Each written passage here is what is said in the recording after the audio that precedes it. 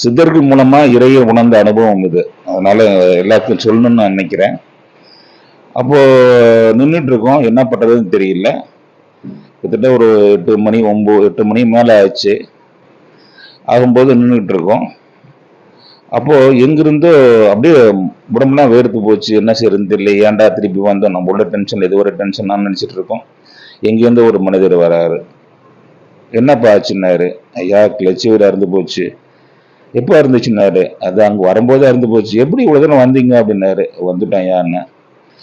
அப்படியே மூஞ்ச பார்த்தாரு. சரி சரி கொஞ்சம் இருங்க, நானே பண்ணித்தரேன். அவர் யாருன்னு தெரியாது, எதுக்குன்னு தெரியாது, எப்படின்னு தெரியாது. நேரா வந்தாரு. ஒரு குரடு மாதிரி ஒண்ணு எடுத்துட்டு வந்தாரு. அந்த கிளச் வேறு எங்கேருந்து வாங்கிட்டு வந்தாருன்னு தெரியாது. அதை மாட்டி வச்சிட்டாரு. சரி சரி, சித்திர கோயிலுக்கு வந்தீங்களா, நீங்க போங்க பார்த்துட்டு வாங்க அப்படிங்கிறாரு. திரும்பி பார்த்தா கொஞ்சத்துல தான்